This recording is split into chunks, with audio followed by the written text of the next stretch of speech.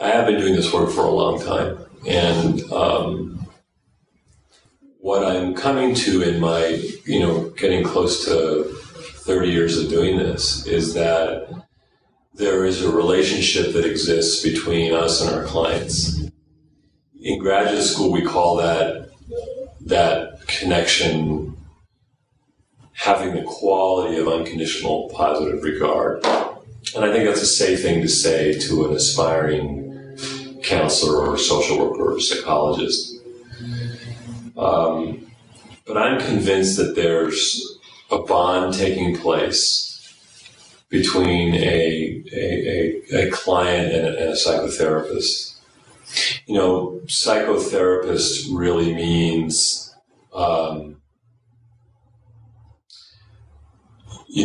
a person who tends to the soul. Psyche, soul, theros, tender, or shepherd. And so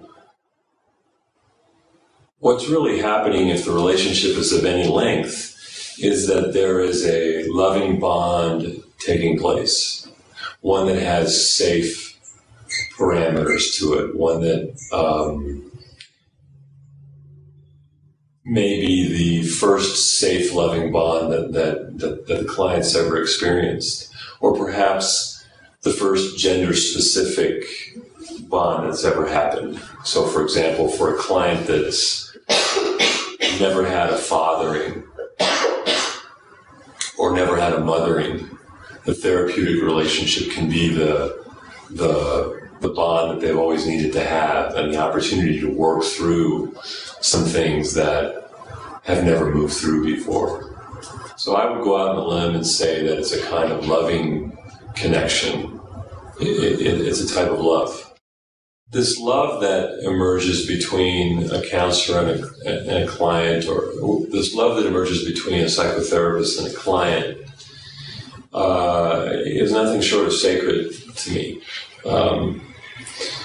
And I think as a therapist, I often feel like the lantern holder, the person that's holding the lantern that helps the client see or hear what they've been needing to see or hear, that the answer really is inside of themselves, but they need someone to help them to hear it themselves or to help them see what it is that they need to see. And oftentimes what they need to see or hear most often is blocked by their own self-criticism, by the noise in their own ears, by the lens that they're looking through that is often extremely self-critical. And so through the loving bond that exists, that client comes to have hope. That client comes to actually believe that just maybe the way they're seeing themselves, or that the way they hear themselves, is actually not really true. That they're accustomed to hearing something or seeing something that's been conditioned, that's really not about who they are at all.